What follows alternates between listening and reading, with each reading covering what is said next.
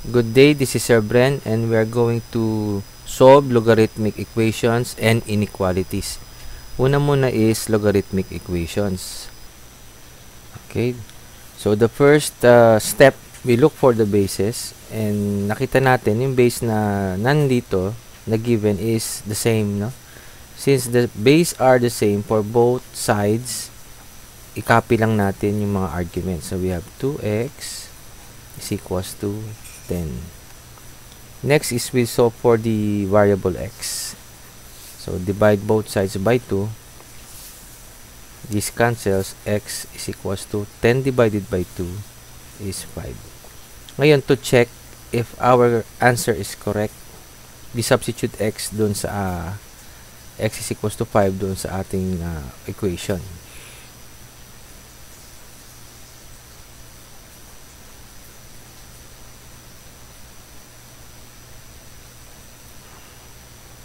Okay, so log 2 times 5 is 10 to the base 4 is equals to log of 10 to the base 4. So, kita natin equal yung left and right side. So, our answer is correct. For example number 2, makikita natin na iba ito do sa number 1. Meron tayong logarithm log sa left side, pero sa right side ay wala, no? Dito wala tayo. So we change this to exponential form. X plus 8 is equals to 5 raised to 3. And then we solve for the variable x. 5 raised to 3 is 125. And x is equals to 8 to the other side. 125 positive 8 becomes negative 8. Therefore, x is equals to 117. To check, no, if tama yung sagot natin, so substitute 117 dun sa x. So 117 plus 8 is equals to 3. So we have 117 plus 8 is 125.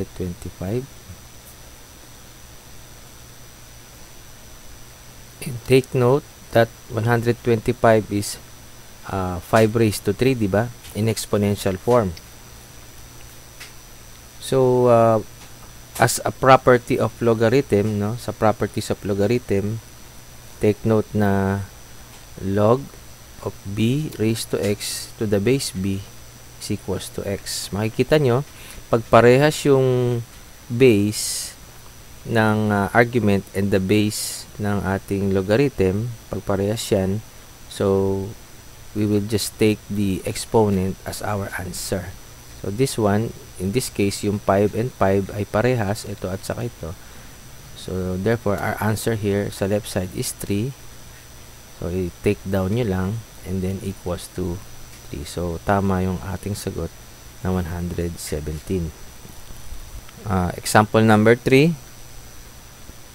So, change this in logarithmic form. We have x raised to 2 is equals to 16. And then this is quadratic. So, yung 16, transpose natin sa left side becomes negative 16. Equate natin sa 0. And then we will solve for x. We will get the factors. So we have x here, x. And then to make this negative 16, maglagay tayo ng 4 dito and 4. No? 4 times 4 is 16. And then since wala siyang middle term, lagay tayo ng positive dito at saka negative. Para pag binalik natin, no, chinek natin, by FOIL method, yung middle term ay makakancel kasi this is plus 4x and then minus 4x. So this is 0. So equate natin sa 0. So x plus 4 is equals to 0 and then dito naman x minus 4 is equals to 0. So meron tayong x is equals to negative 4 saka x is equals to positive 4. So, dalawa yung value ng x natin. Pero, let's check if both or one of these is the correct answer, no? So to check, we substitute -4 and +4 to this equation. Una muna natin ay -4, no?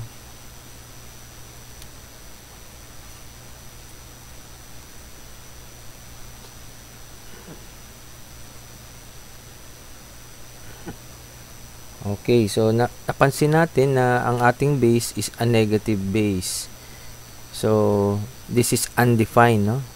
If we have a negative base, it is undefined, and base should not be a negative base. Therefore, this is yung -4 is not part of the solution, no? Not part of the solution. So subukan naman natin yung +4, no?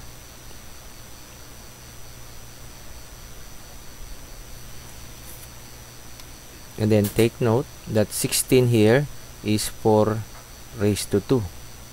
Okay, by properties of logarithm, since yung base natin dito sa argument and the base of the logarithm is the same, we just bring down the 2 from the left side at saka equals to 2.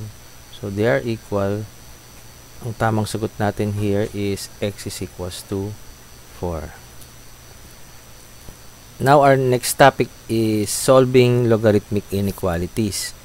To solve for logarithmic inequalities, consider these pointers, no? So if the base is greater than 1, we retain the symbol, okay? The symbol or the inequality symbol.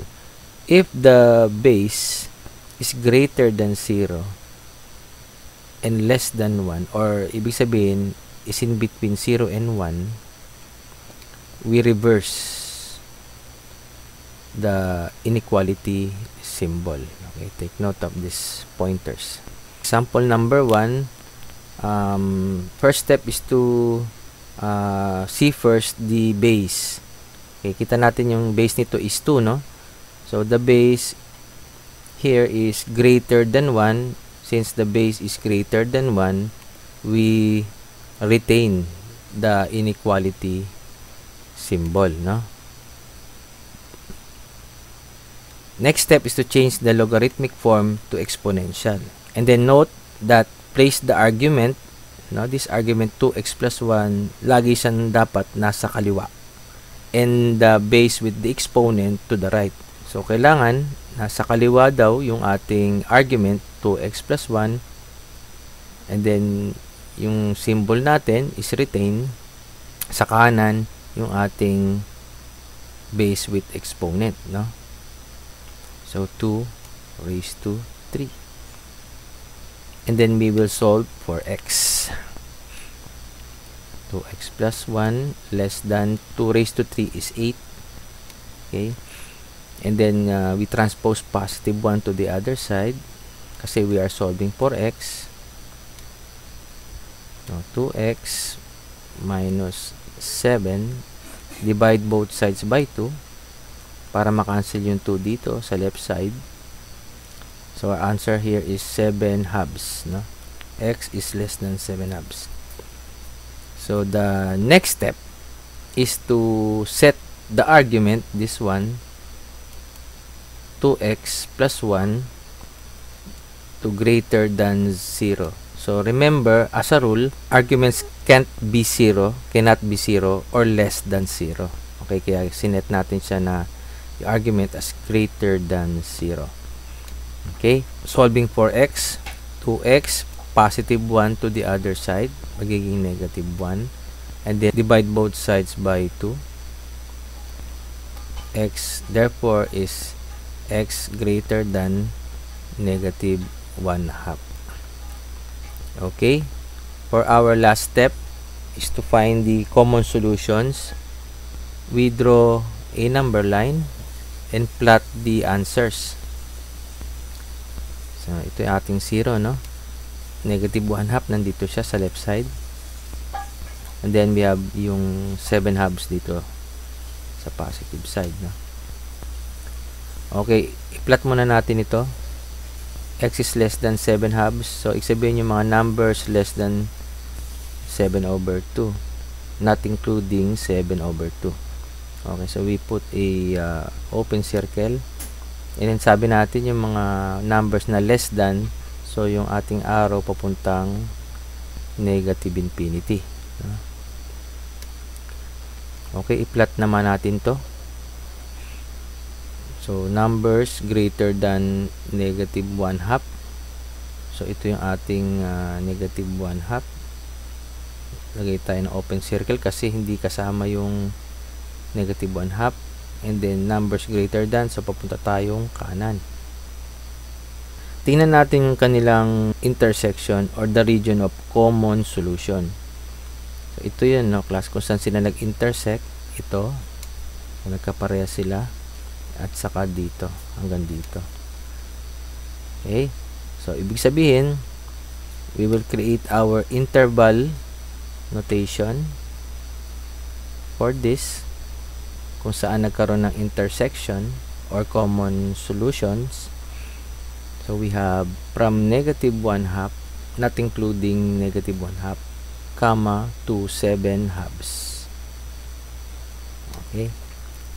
In set builder notation is the set of x values such that x is greater than negative 1/2 but less than 7 halves. Okay, our second example is this one. Okay, tingnan natin yung kanilang base muna. So the base is 1/2.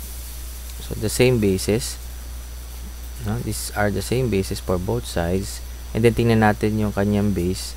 So since the base is in between 0 and 1, we will reverse the symbol. And take note na since yung base natin sa left side and the right side, no, ito at saka ito ay equal, we will just copy arguments, no, left and right side. So to continue, x minus 3, i-reverse natin, so this becomes greater than 2x minus 8, and then we will solve for x. Combining like terms, positive 2x to the left side, it becomes negative 2x.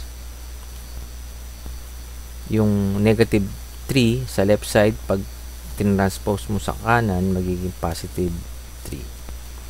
X minus 2x is negative x, and then we have negative 8 plus 3 is negative 5.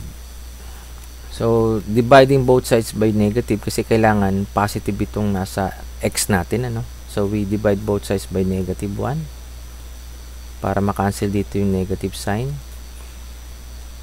And take note pala, class, if we divide both sides of the inequality with a negative number, we will reverse the sign or the symbol. So since dinivide natin siya sa negative 1, magre-reverse yung ating symbol. So this becomes x, and then less than negative 5 divided by negative 1 is positive 5. So that is for the first step. Next step is we set the arguments greater than 0. Meron tayong dalawang arguments, no? For the left side, x minus 3. For the right side, yung 2x minus 8. So yung sa left side, set the argument greater than 0, diba? We don't want to be yung argument natin na 0 or a negative. Kaya dapat greater than 0. Okay, kaya sinet natin siya greater than 0. And then solve for x. X, negative 3 to the other side becomes positive 3. So ito yung ating isang value of x. And then next is yung 2x minus 8. Set this to greater than 0 and then solve for x. Negative 8 to the other side becomes positive 8. Divide both sides by 2. Cancel. X greater than 8 divided by 2 is 4. Okay, so we have these three answers. i-plot natin siya sa number line to see or to look for the intersection or the region of common solution. So we have dito yung 0, no? So meron tayong 3, 4, 5 positive numbers. So positive 1, 2, 3, 4, 5. So we have 3, 4, 5. Okay, plot muna natin itong x less than 5. So ibig sabihin 5, not including 5, and then numbers less than 5. So papunta siya dito. Okay, so we have next is x greater than 3. So we have 3, not including 3, and then numbers greater than 3. So papunta tayo sa positive infinity. And then lastly, we have x greater than 4. So this is 4, no? 4, not including 4, kaya open circle. So numbers greater than, so papunta tayong kanan to positive infinity. Ngayon, tingnan natin yung kanilang intersection or the common region. So kita natin yung common region ng tatlong line. Ito at saka ito. And then we create a interval notation from this. So yung common nila is 4 to 5, no? So we have open parenthesis 4, comma 5. Okay. And then to create a set builder notation from this, so lagay natin is the set of x values such that x is greater than 4 and less than 5.